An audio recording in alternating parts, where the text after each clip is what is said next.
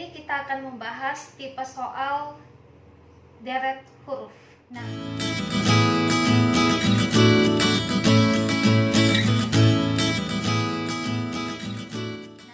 sama seperti deret angka mempergunakan pola bilangan. Begitu juga untuk deret huruf, di mana nanti deret huruf ini akan kita ubah menjadi pola angka. Kenapa? Mengapa? Karena kalau kita lihat yang untuk posisi huruf pertama dan selanjutnya itu kita harus memiliki kemampuan untuk mengubah huruf tersebut itu menjadi di urutan keberapa dia sesuai dengan abjadnya, ya.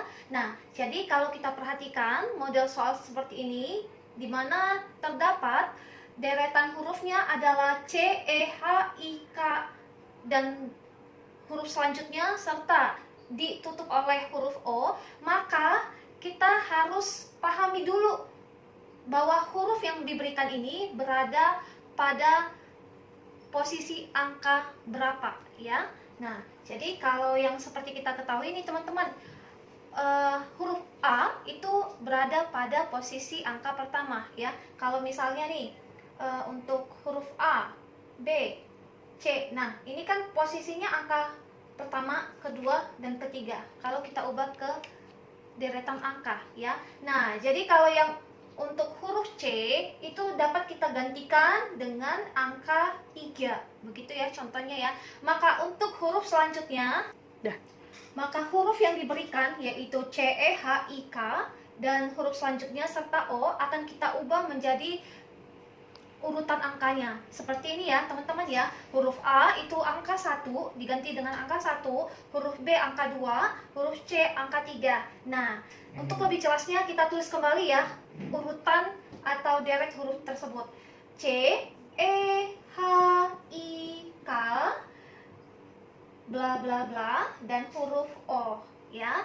Nah, ini tadi huruf C itu diisi oleh angka 3. Nah, kalau huruf E nih teman-teman, angka berapa ya huruf E? Nah, jadi penghitungannya seperti ini. Kalau dia untuk huruf E berarti setelah huruf C pastinya ya. Nah, berarti kalau begitu C, D, E 3, 4, 5 begitu ya. Oke. Nah, untuk selanjutnya sama perhitungannya yaitu huruf A diganti dengan angka, yaitu kalau tadi E itu angka 5, berarti kita lanjut lagi E, F, G, H angka 8 ya, angka 8, H, I angka 9 ya, H, I menuju K, berarti itu ada jaraknya berapa?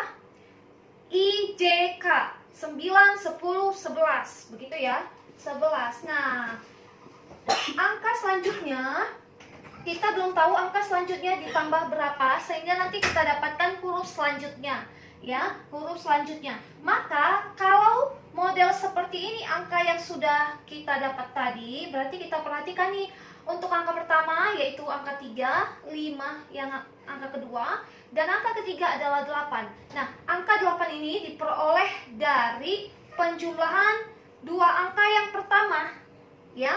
Penjumlahan dua angka yang pertama 3 tambah 5 adalah 8. Nah, untuk huruf selanjutnya berarti angka 9 dan 11 itu kita jumlahkan teman-teman. Berarti 9 tambah 11 ya, 9 tambah 11 adalah 20. Nah, kita kembalikan lagi. Kalau di posisi angka 20 itu ditempati oleh abjad apa namanya gitu ya. Jadi kalau kita untuk menentukan abjad dengan posisi angka 20, maka kita hitung kembali ya teman-teman ya. Tadi kalau untuk posisi 1 sampai 10 itu abjadnya apa? A, B, C, D, E, F, G, H, I, J, J ya. K, L, M, N, O, P, Q, R, S, T ya. Jadi yang ini diisi oleh abjad T. Begitu ya teman-teman ya caranya. Nah, kita lanjut. Oke, untuk soal nomor 2 sangat berbeda dengan soal nomor 1. Mengapa? Karena gini, ini adalah ketiga huruf yang dimana nanti akan kita ubah menjadi urutan angkanya. Nah, kalau misalnya untuk huruf A, B, E, C, D, I, D, C, M, E, B, itu nanti kita tentukan dulu dia menggunakan pola angkanya yang seperti apa. Oke, nah untuk lebih kita pahami lagi, kita ubah dulu huruf A, B, E menjadi angka. Sama seperti soal nomor 1 tadi ya teman-teman ya. Untuk A, itu kita ganti dengan angka 1, B 2, dan E itu 5 ya. Nah, untuk huruf selanjutnya, E angka 5, C angka 3, D angka 4 ya. Untuk I angka berapa? Ya, 9. D ya, angka 4. Dan C ya, angka 3. Lalu huruf M, E, B ya. Kalau kita tidak bisa menghitung langsung huruf M ini, bisa kita ulang lagi kembali. Nah, kalau untuk huruf J itu angka 10. J, K, L, M.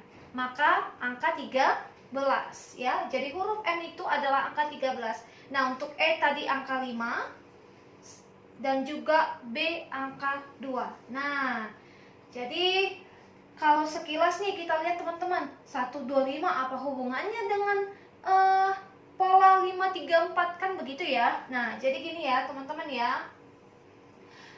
Kenapa Kak Ruth susun seperti ini deretan angkanya ya? Karena seperti ini biar kita lihat secara beruntun nanti pola bilangan yang dipergunakan yang bagaimana ya. Nah, jadi kalau untuk 1, 2, 5 ya, 1, 2, 5, maka 1, 2, 5 untuk deret huruf selanjutnya dia menjadi 5, 3, 4 ya, 5, 3, 4.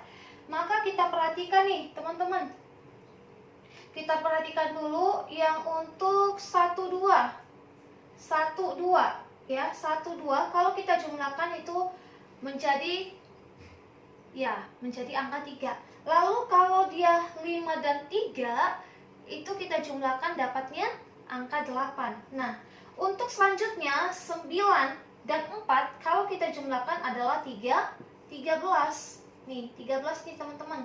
9 dan 4 itu adalah hasilnya 13 ya. Begitu juga untuk 13 dan 5.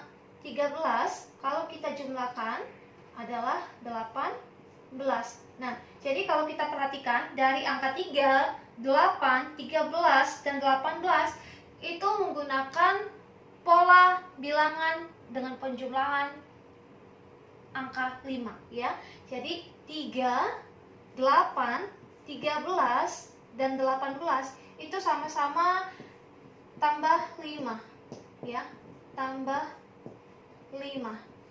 Nah, untuk selanjutnya nanti menggunakan tambah 5, berarti 18 dan 5 hasilnya adalah 23 ya. Jadi untuk 2 abjad secara berurut pada kotak yang kosong nanti posisinya ya, penjumlahannya harus 23 begitu ya. Nah, tapi untuk abjad terakhir kita lihat dulu nih teman-teman.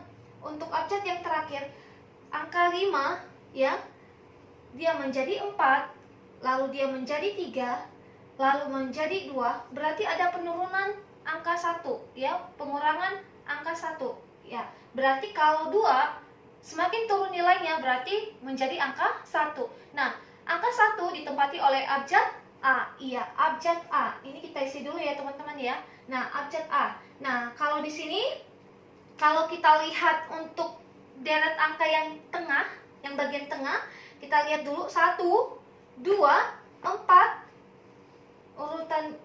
Kalau kita lihat deret angka yang bagian tengah yaitu angka 2, 3, 4, 5 ya. 2, 3, 4, 5. Begitu juga yang untuk ini ya. Untuk ini yang angka 1, 5, 9, 13. Maka ini ada penambahan angka 4. Positif 4.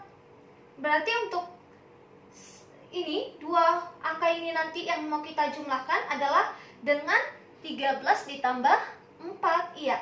Jadi untuk mengisi kotak yang kosong ini adalah 13 ditambah 4 ya. 13 ditambah 4 nih teman-teman. 13 tambah 4 17. Nah, 17 dan 2 3 4 5. Maka angka berikutnya adalah diisi oleh angka 6. Iya, angka 6.